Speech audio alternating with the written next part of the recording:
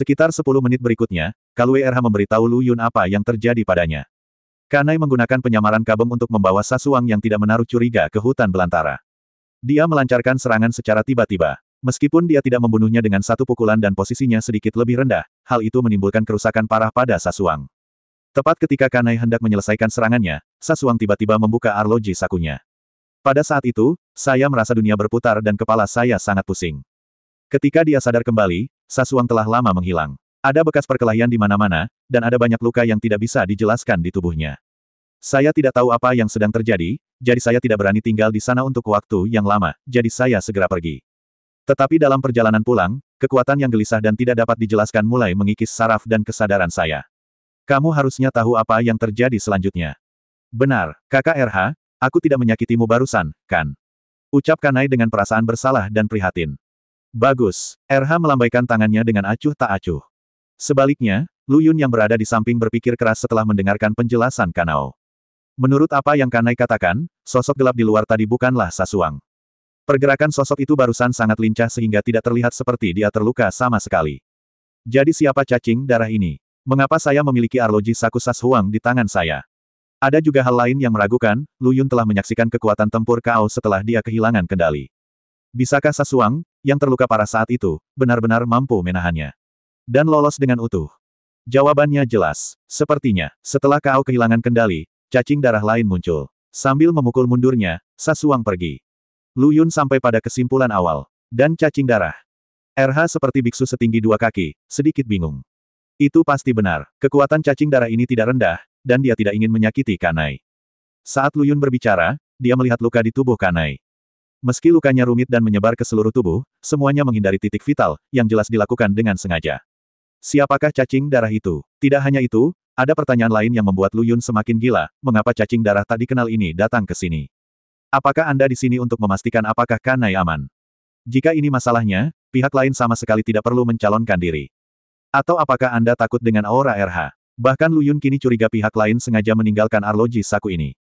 Sengaja ditinggalkan, mata Lu Yun kembali tertuju pada arloji saku, dan dia memiliki ide yang berani di benaknya. Mungkinkah itu? Haha, bongkar arloji saku ini. RH, saudaraku, kenapa kamu melepas arloji sakumu jika tidak ada pekerjaan? Kamu bongkar dulu, nanti aku jelaskan. Desak Lu Yun. Meski RH bingung, dia tetap melakukan apa yang diperintahkan. Di bawah perhatian Kae yang terkejut, dia langsung membuka sampul belakang arloji sakunya. Setelah sampul belakang dibuka, yang terlihat bukanlah berbagai bagian kecil dan indah, melainkan sekantong kecil bubuk hitam. Ini, tidak tahu. Jawaban Lu Yun hampir membuat RH terjatuh ke tanah. Saudaraku, kamu tidak tahu apa ini. Kenapa kamu tahu rahasia yang tersembunyi di arloji saku ini? Kubilang aku menebaknya, apakah kamu percaya? Lu Yun tersenyum pahit dan berkata, bubuk hitam ini adalah penyebab yang membuat Kanai menjadi seperti sekarang, atau penawarnya. Saudaraku, kamu tahu sastra yang tidak masuk akal. Saudara RH, apa ini yang ada di tanganmu? Kanai juga melihat sekantong bubuk hitam saat ini. RH hampir tanpa sadar mengulangi apa yang baru saja dikatakan Lu Yun. Setelah mendengarkan, Kanao hanya mengucapkan 2 kata, berikan padaku. RH, hei, kakak, apa yang kamu lakukan? Orientasi seksualku normal, kakak. Itu tidak baik. Klik, hal indah apa yang kamu pikirkan? Tidak, orientasi seksualku normal, aku ingin bedak hitam itu. Oh, tolong bicaralah dengan jelas. Kalau tidak, akan mudah salah paham. RH tidak banyak berpikir dan melemparkan bubuk hitam di tangannya. Tanpa diduga, dia mengambilnya dan melemparkannya ke mulutnya. Sudah terlambat bagi RH untuk menghentikannya. Kakak, kamu macan. Aku belum tahu untuk apa bubuk hitam ini. Kenapa kamu menelannya? Ekspresi Kanai tenang, lagi pula aku sudah terkena mantranya sekarang, aku tidak takut hal itu terjadi lagi. Tetapi jika ini penawarnya, bukankah saya akan mendapat untung? Dia orang yang kejam, serangga yang penuh kebencian. RH menggerakkan sudut mulutnya. Dia pasti tidak bisa melakukan hal seperti ini yang mempertaruhkan nasibnya. Sepertinya, itu penawarnya. Lu Yun merasa energi kekerasan tak dikenal di tubuh Kanai perlahan menghilang, yang berarti dia telah membuat taruhan yang tepat. Bubuk hitam di arloji saku itu memang penawarnya. Kesimpulan ini membuat Lu Yun semakin yakin akan satu hal, cacing darah yang baru saja datang ke sini seharusnya ada di sini khusus untuk memberikan penawarnya kepada KR. Hah, KR menghela nafas panjang, sepertinya Tuhan tidak akan membunuhku. Kakak, apakah kamu punya kenalan lama di Pulau Hamer? RH bertanya. Jawaban yang mereka dapatkan mengejutkan Lu Yun dan RH, tidak. Kecuali Duodang, yang saya temui sekali atau 2 kali, tidak ada siapapun. Ini aneh. Mengapa pihak lain melakukan hal tanpa pamrih tanpa alasan? Lu Yun mengerutkan kening. Pada saat ini, RH juga memikirkan sesuatu, saudara Kao. Kamu tidak tahu cacing darah apapun di Pulau Hammer. Mengapa kamu muncul di sini? Bahkan jika kamu tertarik dengan hewan peliharaan darahku, kamu tidak akan melakukannya. Haruskah itu telah datang begitu cepat? Ini, Kanai menggaruk kepalanya, ini adalah rahasia masyarakat tengkorak dan tulang. Saudara RH, sulit untuk mengatakannya. Saya hanya bisa mengatakan bahwa saya kebetulan melewati Pulau Hammer dan mendengar tentang hewan peliharaan Anda, saudara, jadi saya datang ke sini untuk terlibat. RH mengangguk dan tidak melanjutkan bertanya lebih jauh. Sepertinya Pulau Hammer kecil ini tidak sesederhana kelihatannya. Ada juga karakter tersembunyi yang tidak kita ketahui. Lu Yun berkata dengan suara yang dalam. Benar, saudaraku. Pada saat ini, di Kastil Salo, bayangan hitam menyelinap melalui jendela tanpa ada yang menyadarinya. Saya harap mereka bisa menemukan rahasia di arloji Saku. Di pelabuhan Pulau Hammer, sebuah kapal perang luar angkasa besar berlabuh di pantai. Seekor cacing darah dengan batu akik ungu di sekujur tubuhnya perlahan berjalan menuruni dan dikelilingi oleh sekelompok cacing darah. Kita tidak boleh terlambat. Jika diperhatikan lebih dekat, sebenarnya Anda bisa menemukan sosok familiar di balik cacing darah bertatahkan batu akik ungu. Itu adalah pemain dengan darah hewan peliharaan dari klan yang sangat kuat di Soul Fighting Arena. Kemarin lusa, Sakun ditemukan tewas di rumahnya. Cacing darah di bawahnya mulai mencari pendukung, dan cacing darah dengan kekuatan aneh ini sangat menyadari bahwa badai akan segera terjadi di Pulau Hammer. Jadi dia berencana pindah ke pulau lain untuk dikembangkan, namun secara kebetulan, dia bertemu Zibo yang sedang melakukan perjalanan di galaksi alam semesta. Dan Zizao ini memiliki latar belakang yang bagus. Meskipun Zibo tidak terlalu kuat dan merupakan seorang playboy yang baik, ayahnya memiliki posisi yang sangat penting di Ramstead. Dapat dikatakan bahwa di bawah kekuasaan keluarga Sa, keluarga Zi berada di urutan kedua setelah keluarga Sa. Ayah Zibang dapat disebut sebagai bapak pendiri negara, dan status keluarga Sa saat ini sangat diperlukan. Bagaimana mungkin cacing darah dengan kekuatan aneh melewatkan kesempatan bagus seperti itu?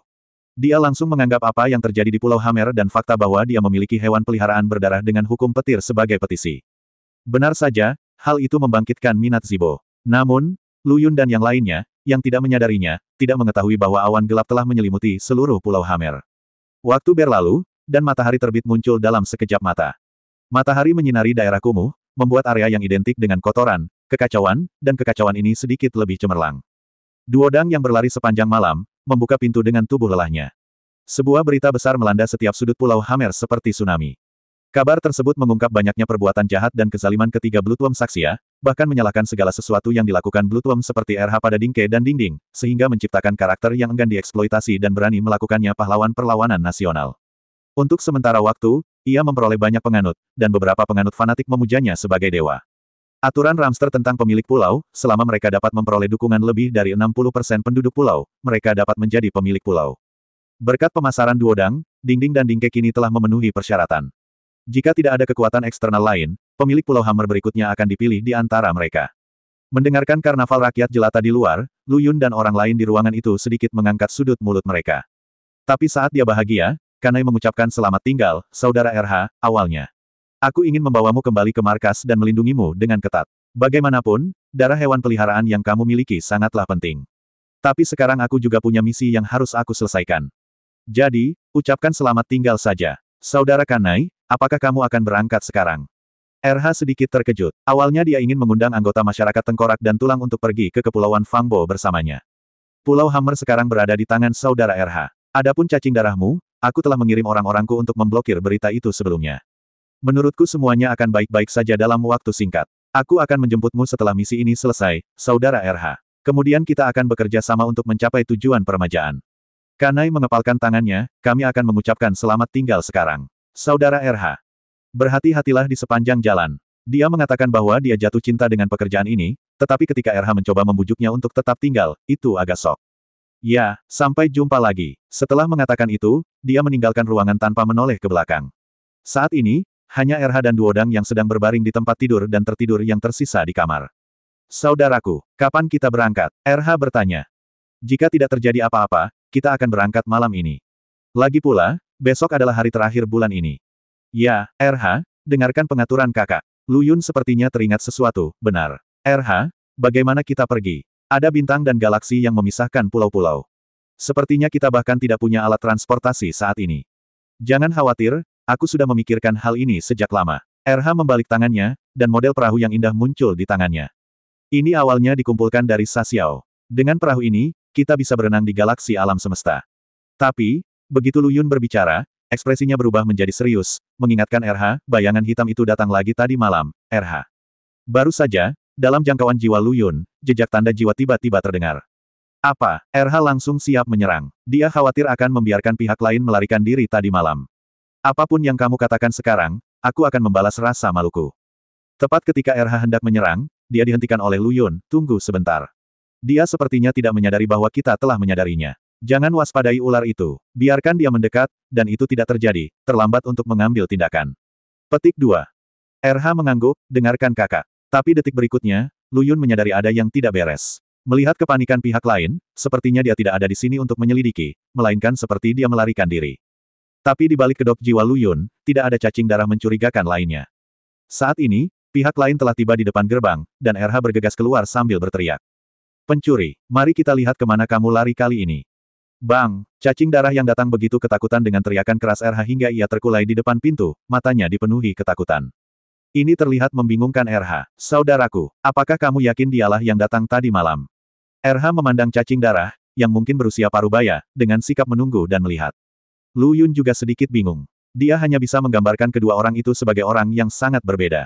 Cacing darah di depannya bukanlah cacing darah yang sama dengan cacing darah yang ditinggalkan Laksamana di arloji sakunya di sini tadi malam. Namun tanda jiwa yang ditanam tadi malam sebenarnya ada pada cacing darah di depannya. Siapa kamu? Apa yang kamu lakukan di sini? RH bertanya ragu-ragu. Tanpa diduga, cacing darah di depan pintu berdiri, melemparkan sebuah amplop, dan melarikan diri dengan tergesa-gesa.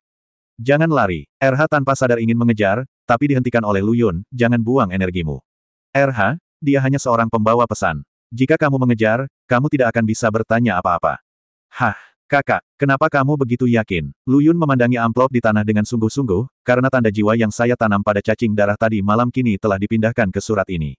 Apa? RH mengambil amplop di tanah dengan ekspresi terkejut di wajahnya, ada orang seperti itu di Pulau Hamer. Buka amplopnya dan lihat, hati-hati saat membukanya, hati-hati penipuan. Lu Yun mengingatkan. RH dengan hati-hati merobek amplop itu, dan tidak ada apapun di dalamnya kecuali sebuah surat. Dan ada dua kata yang tertulis di kertas surat besar itu, lari. Saudaraku, kami, Lu Yun mengambil keputusan cepat, ambil duodang dan bergerak cepat, ini akan terlambat. Dia memilih untuk mempercayai pemilik surat itu. Ya, RH buru-buru berlari kembali ke dalam rumah, menggendong duodang di tempat tidur, dan meninggalkan benteng tengkorak dan tulang melalui pintu belakang. Kurang dari 2 menit setelah mereka pergi, sekelompok cacing darah lapis baja menyerbu masuk dengan mengancam. RH, yang belum pergi jauh, mendengar suara-suara kacau dan teriakan di belakangnya. Tanpa sadar, dia mempercepat langkahnya. Saya bahkan lebih beruntung telah menerima pemberitahuan sebelumnya mengenai surat itu, jika tidak saya akan terjebak di dalam benteng dan menjadi kura-kura di dalam guci. Hal ini juga membuat Lu Yun dan RH semakin penasaran siapa yang membantu mereka dalam kegelapan. RH menempuh perjalanan jauh di sekitar daerah kumuh dan akhirnya kembali ke gubuk bobrok duodang. Adapun duodang, dia dibangunkan oleh RH sebanyak 3 kali. Setelah menjelaskan secara singkat sebab dan akibat kepada pihak lain, duodang meminta RH untuk kembali ke rumah kecil kumuh ini terlebih dahulu. Dan dia pergi untuk mendapatkan beberapa informasi. RH pasti tidak setuju pada awalnya. Lagi pula, tidak ada yang tahu di Pulau Hamer bahwa mereka satu kelompok. Namun duodang sangat yakin bahwa dia tidak akan pernah tertangkap. Melihat pihak lain berbicara dengan percaya diri, RH melepaskannya. RH diam-diam menutup pintu dan memandang keluar jendela untuk melihat apakah ada ekor yang mengikuti di belakangnya. Untungnya, tidak. Kemudian dia menarik napas panjang, bersandar ke dinding, dan ambruk ke tanah. Neneknya, sungguh hari yang luar biasa. RH mengeluh.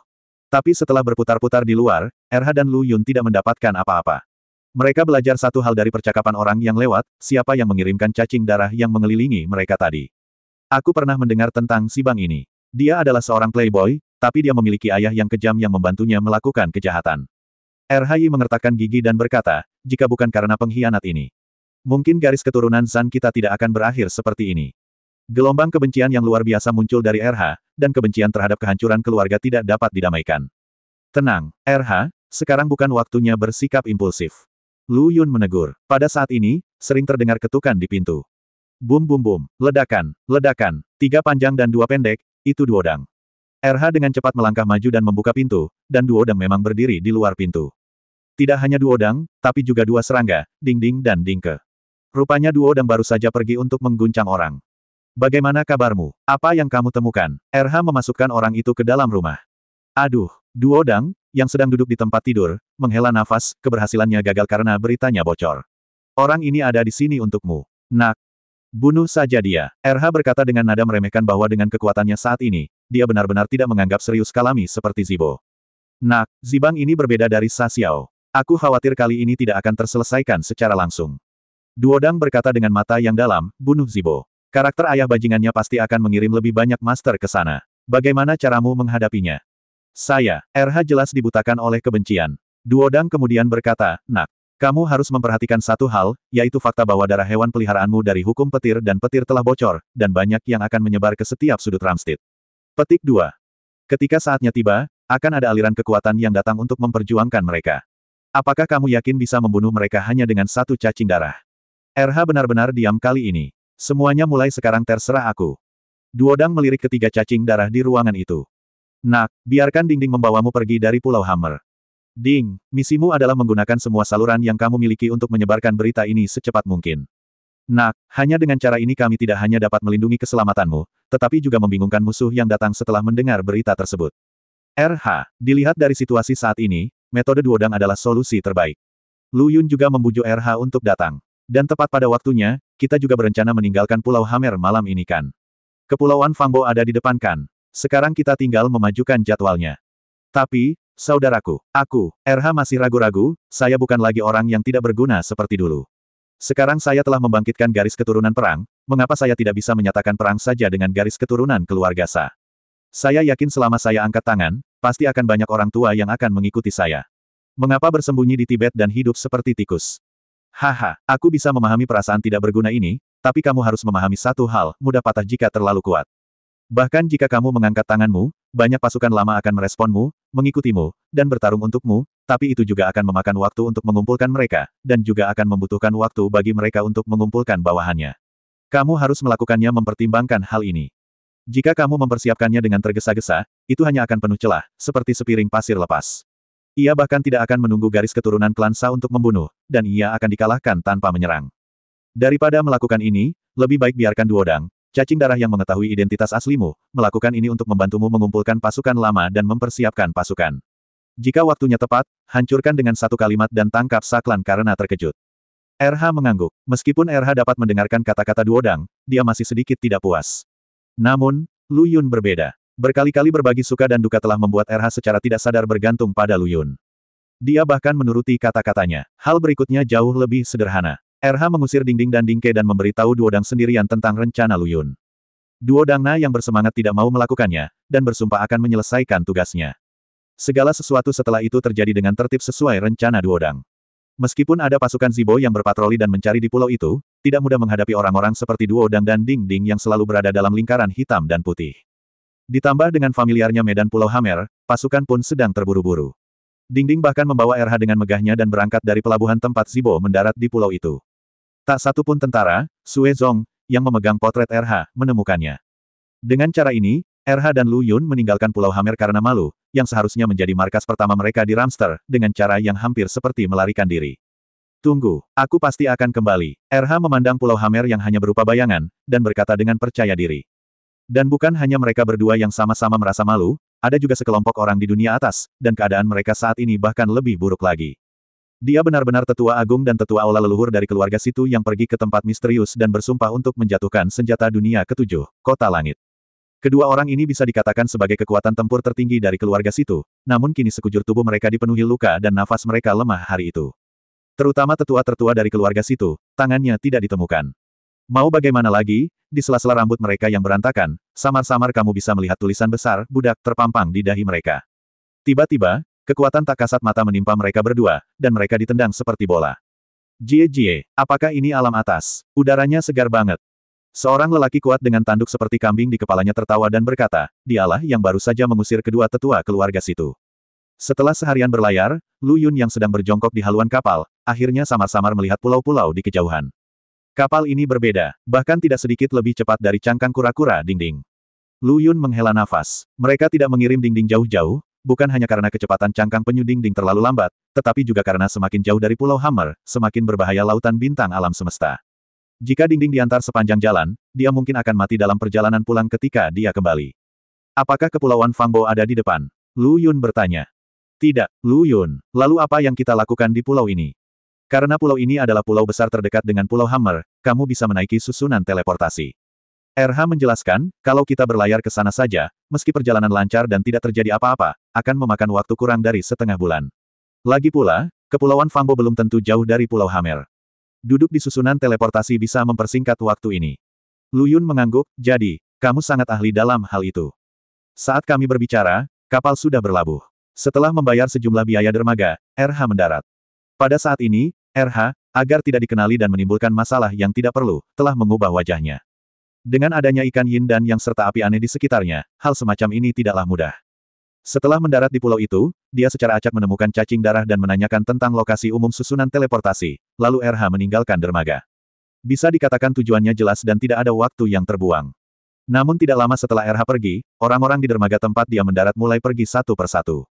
Hanya dengan melihat tatapan itu, Anda tahu bahwa Anda tidak melakukan hal baik. RH, yang tidak tahu, kini telah tiba di lokasi susunan teleportasi. Meski pulau ini lebih makmur dibandingkan Pulau Hammer, namun luasnya hanya seperempat dari luas Pulau Hammer. Itu sebabnya RH bisa menemukan susunan teleportasi dengan begitu cepat. Hanya saja pertarungan di depan susunan teleportasi benar-benar membuat RH dan Lu Yun ketakutan. Ada antrean panjang mobil di jalan tol tepat saat libur hari nasional. Seharusnya tidak begitu. RH mengerutkan kening dan melihat gelombang serangga. Ada apa? Lu Yun bertanya. Dia hanya merasa itu terlalu hidup dan tidak merasa ada yang salah. Saudaraku, kamu tidak tahu apa-apa. Begitu klan Chaos Bloodworm kita menetap di suatu tempat, itu bukan masalah yang terlalu penting. Biasanya kita tidak akan meninggalkan pulau tempat kita tinggal. Bahkan jika kita meninggalkan pulau itu, kemungkinan besar kita hanya akan meninggalkan pulau itu, tinggallah di pulau-pulau sekitarnya. Berjalan-jalan saja dan berlayar. Alat transportasi yang mahal dan sangat tidak nyaman seperti susunan teleportasi bahkan tidak digunakan setahun sekali di Ramster. Tapi sekarang antriannya panjang. Kakak, apa kamu tidak merasa aneh? Menurut apa yang kamu katakan, itu memang sedikit. Lu Yun bergumam sambil melihat ke belakang RH, yang melihat sebuah tim yang panjangnya setidaknya 1 meter. Tahukah Anda, RH baru berdiri di sini selama 4 atau 5 menit, dan ada antrian panjang di belakangnya. Pada saat ini, cacing darah yang menjaga ketertiban mendatangi RH di depan RH, masih mencari nomor yang tidak bisa dijelaskan, 1000. Setelah mengucapkan nomor ini, cacing darah yang menjaga ketertiban berhenti.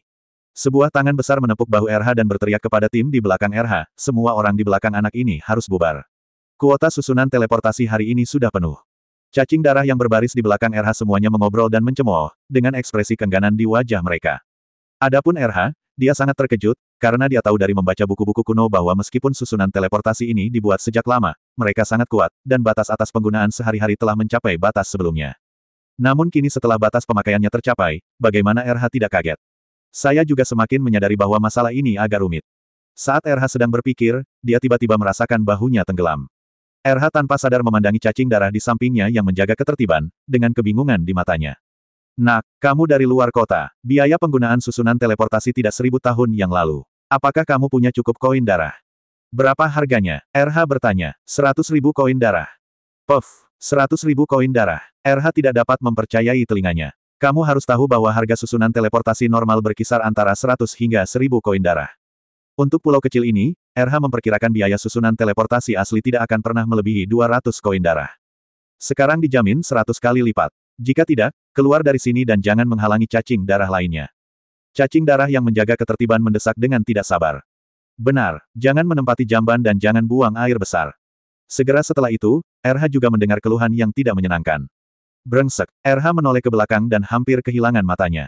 Tim di belakangnya tidak bubar karena teriakan cacing darah tadi untuk menjaga ketertiban. Tampaknya pancaran cahaya di kejauhan bukanlah susunan teleportasi, melainkan pintu menuju surga. Hal ini pun membuat RH semakin ingin tahu, apa yang terjadi. Mungkinkah pulau di bawah kakiku hilang hari ini? Nak, jika kamu tidak membalas, kita harus menggunakan taktik yang kuat. Cacing darah yang menjaga ketertiban mengeluarkan ultimatum kepada RH. Ya, saya punya 100.000 koin darah. Kata RH cepat. Ketika kata-kata ini diucapkan, Lu Yun, yang bersembunyi di telinganya, dengan jelas merasakan bahwa cahaya di mata cacing darah yang berbaris di belakang RH menghilang. Beberapa orang yang pemarah bahkan mengumpat dengan marah, sialan. Seharusnya kamu memberitahuku lebih awal. Itu membuang-buang tenaga dan perasaan manajemen. Benar, orang pemalas menggesekkan kotorannya dan banyak buang air kecil. RH mengabaikan kata-kata kotor ini dan memandang cacing darah yang menjaga ketertiban sambil tersenyum, saudara keamanan. Saya belum pernah melihat pertempuran ini ketika saya pergi ke Guibao. Saya sedikit malu sekarang. Mohon lebih perhatian. Cacing darah yang menjaga ketertiban melambaikan tangannya dengan tidak sabar, tidak apa-apa. Selama kamu punya uang. Tapi nak, kami yang pertama mengatakan sesuatu yang jelek. Kalau kamu benar-benar mengantri, kalau kamu tidak bisa mendapatkan uang, ya. Kamu bisa mempertimbangkan sendiri konsekuensinya. Kaya, kata RH sambil mengangguk dan membungkuk. Cacing darah yang menjaga ketertiban hendak bergerak maju untuk menyelidiki, tapi ditarik kembali oleh RH. Dia menolak, tapi dia tidak bisa menolak. RH memeluknya. Nak, apa yang kamu lakukan? Biarkan aku pergi secepatnya. Kalau tidak, kamu tidak akan bisa makan dan aku harus berjalan-jalan. Cacing darah yang menjaga ketertiban akan marah ketika dia merasakan sakunya tenggelam. Matanya berputar 2 kali dan dia mengerti apa yang sedang terjadi. Dia segera berhenti melawan dan membodohi cacing darah lain yang datang untuk menanyakan dan menjaga ketertiban. Adik, apakah kamu ingin mengantri? Hanya untuk kenyamanan. Cacing darah yang menjaga ketertiban menimbang koin darah di sakunya dengan tangannya. Beratnya setidaknya puluhan ribu. Hatiku dipenuhi dengan kegembiraan, dan nada suaraku saat berbicara dengan RH jauh lebih penuh hormat. RH terkekeh dan menggelengkan kepalanya, jika kamu benar-benar melakukan ini, tidakkah kamu akan membawa masalah bagiku, saudara? Cacing darah yang menjaga ketertiban mengangkat celana seragamnya dan berkata dengan penuh semangat, mari kita lihat siapa yang berani. Saat dia mengatakan ini, dia menarik RH dan mencoba bergerak maju, tapi dia tidak menariknya. Saudara keamanan, saya memahami perasaan Anda. RH menolak hak istimewa ini dan kemudian mengajukan permintaannya sendiri. Lagi pula, 10.000 koin darah ini tidak bisa begitu saja membeli wajah tersenyum. Adikku baru saja mengatakannya, dan ini aku. Aku baru di sini, jadi aku tidak begitu mengerti. Bukankah hanya ada sedikit cacing darah yang duduk di susunan teleportasi ini setiap tahun? Tapi ini, petik 2. Adik kecil, kamu harus mengetahui ini dulu. Cacing darah yang menjaga ketertiban tertawa dan berkata, kamu tidak tahu apa-apa tentang ini. Kemarin lusa, sebuah berita menyebar ke seluruh Ramster. Sebuah berita, itu menyebabkan keributan yang belum pernah terjadi sebelumnya. Berita apa? RH menjadi semakin penasaran. Dikabarkan bulan ini, harta karun Raja Tua akan muncul di Kepulauan Fangbo. Antrian ini semua menuju ke Pulau Kulit Paten yang paling dekat dengan Kepulauan Fangbo, tidak perlu bicara lebih banyak. RH mengangguk kaku, tapi sudah ada badai di hatinya. Bagaimana ini bisa mengejutkannya? Dia awalnya mengira ini adalah rahasia kecil yang diberitahukan kepadanya oleh kakeknya yang sangat mencintainya. Alhasil, kenyataan memberinya 2 mulut besar. Rahasianya adalah pesan massal. Sejenak RH merasa keyakinannya telah runtuh. Lu Yun, yang sejak awal merasakan ada yang tidak beres dengan hal ini, merasa lega. Selama banyak orang, airnya akan keruh dan mudah memancing di perairan yang bermasalah. Adik kecil, ada apa denganmu? Apakah kamu merasa tidak nyaman? Cacing darah yang menjaga ketertiban memandang RH yang terlihat sangat tidak wajar dan bertanya. Tidak apa-apa. RH dengan cepat menyesuaikan suasana hatinya, aku hanya menyesali betapa cepatnya berita menyebar sekarang. Berita yang keluar kemarin lusa sekarang diketahui semua orang. Bukan itu masalahnya. Keluarga Sa menanggapi masalah ini dengan sangat serius, tapi mereka tidak memblokir beritanya. Itu menunjukkan bahwa orang yang menyebarkan berita itu bukanlah kekuatan biasa. Diucapkan tanpa niat, tapi pendengarnya punya niat. Cacing darah yang menjaga ketertiban berkata dengan santai, tapi itu benar-benar membangunkan Lu Yun. Tengkorak dan tulang, mereka seharusnya menyebarkan berita ini. Ini pada dasarnya bertepatan dengan saat Kanai pergi. Lu Yun berkata dengan mata berbinar. Mengapa? Mengapa perkumpulan tengkorak dan tulang melakukan hal ini? Bukankah ini yang kakek tinggalkan demi kebangkitan silsilah perang? Mengapa perkumpulan tengkorak dan tulang memberitahu dunia? Begitu dia selesai berbicara, wajah RH membeku, seolah dia sedang memikirkan sesuatu, pupil matanya gemetar, ada mata-mata di masyarakat tengkorak dan tulang. Ini menjelaskan segalanya. Mengapa Kanai mengatakan bahwa beritanya telah diblokir, tapi kemudian si Bang datang keesokan harinya. RH sangat bertekad. Kemungkinan ini tidak bisa dikesampingkan. Tapi ada kemungkinan lain, hal ini sengaja diungkapkan oleh Skull and Bones Society untuk menarik garis keturunan klan Sa. Dengan kata lain, ini adalah jebakan yang dibuat oleh masyarakat tengkorak dan tulang, menunggu keluarga Sa untuk mengebor. Kata Lu Yun, kalau begitu, bagaimana kami bisa menjelaskan bocoran berita tentang Pulau Hammer? RH membalas, ini, menurut hipotesis Lu Yun, tidak ada cara untuk menjelaskannya. Adik, apakah ada hal lain? Jika tidak, aku akan pergi dan sibuk dulu. Melihat RH bertingkah seperti tiang kayu, cacing darah yang menjaga ketertiban tetap terdiam lama dan berinisiatif untuk bertanya. Tidak apa-apa, saudara keamanan, pergi dan lakukan pekerjaanmu dulu. RH menjawab dengan santai, sialan, jika aku mengikuti apa yang kamu katakan, bukankah itu berbahaya? Saat ini, Lu juga yakin dengan hipotesis RH. Mungkin tidak. Cacing darah secerdas saudara Kaluo pasti segera menyadari bahwa ada mata-mata di tengkorak setelah berita itu bocor. RH melihat ke belakang kepala cacing darah di depan dan berkata. Lagi pula, saudaraku, tidak ada gunanya memikirkan hal ini. Kita memiliki keterampilan, jadi mengapa tidak memikirkan apa yang harus kita lakukan selanjutnya? Bagaimana kita bisa berhasil mendapatkan harta peninggalan kakek di bawah penghalang klan Sa? Segera setelah dia selesai berbicara, cacing darah di depan RH berbalik tanpa peringatan apapun.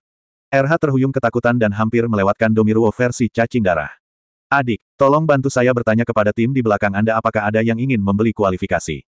Ada yang harus saya lakukan, dan saya harus segera mentransfernya. Kualitas bagus dan harga murah. Setelah mendengar ini, dua kata terlintas di benak Lu Yun, calo. Dan dia adalah seorang calo dengan kemampuan akting yang sangat buruk. Memang benar dimanapun ada keuntungan, di situ ada calo. Tentu saja, RH tidak mentolerir orang lain, jadi dia meninggikan suaranya dan berteriak di belakangnya, pria tersayang di depan pintu depan saya ini telah mengalami bencana dari surga. 3 dari 7 saudara laki-lakinya telah meninggal. Saya menitikkan air mata dulu, lalu saya mengambil tindakan untuk memindahkan formasi tersebut. Kualifikasi, apakah Anda menginginkannya? Di tengah kata-katanya, calo menyadari ada yang tidak beres dan mengulurkan tangan untuk menutup mulut RH. Saya didorong oleh RH, dan saya hampir tidak memainkan domino versi cacing darah lagi. Dan saat kata-kata RH jatuh, ada cacing darah yang senang dan ada pula yang sedih. Tentu banyak yang bahagia, karena hanya calo saja yang bersedih. Tim di belakang RH malah meledak. Namun yang tidak pernah disangka RH adalah setelah kerja kerasnya menurunkan harga tiket calo, ia akhirnya menciptakan gelombang publisitas bagi para calo. Kualifikasi susunan teleportasi yang awalnya didiskon sebesar 30% langsung meningkat menjadi 3 kali lebih tinggi dari sebelumnya. Wajah RH berubah menjadi hijau ketika mendengar ini, bahkan calo pun tidak menyangka. Pada awalnya, aku sangat membenci RH sehingga aku berharap bisa mencukurnya hidup-hidup, tapi sekarang caraku memandang RH lebih baik daripada saat aku melihat ayahku sendiri. Seluruh RH akan membunuhnya jika dia ingin menemukan sepotong tahu. Hal yang paling dibenci adalah harganya masih naik, bahkan hampir mencapai harga mengerikan 4 kali lipat. Keributan itu dengan cepat menarik kembali cacing darah yang menjaga ketertiban. Diam, semuanya, jujur, antri, Bloodworm, yang menjaga ketertiban, berteriak. Setelah situasi terkendali, dia perlahan mendatangi RH, adik. Kamu bisa membeli tiket calo, tapi kamu terlalu terang-terangan sehingga menyulitkanku, saudara. Ketika dia mengatakan ini, dia menyentuh sakunya yang layu, dan maknanya sudah jelas. Saudara keamanan, bukan saya yang menjualnya, melainkan orang tua di depan saya. Saya hanya memiliki karakter amal yang baik dan membantunya mempromosikannya. RH bahkan tidak berpikir 2 kali dan langsung menyerahkan kalonya. Saya pikir cacing darah yang menjaga ketertiban akan mengusirnya atau memerasnya, tetapi pada akhirnya dia hanya meliriknya dan memberinya peringatan lisan, lain kali hati-hati. Jangan terlalu mencolok. Dia berbalik dan pergi. Dan mendengarkan nadanya, itu tidak terdengar seperti perintah atau teguran, tapi lebih seperti diskusi. Hal ini membuat Lu Yun dan RH menarik napas dalam-dalam. Calo ini sepertinya memiliki banyak latar belakang.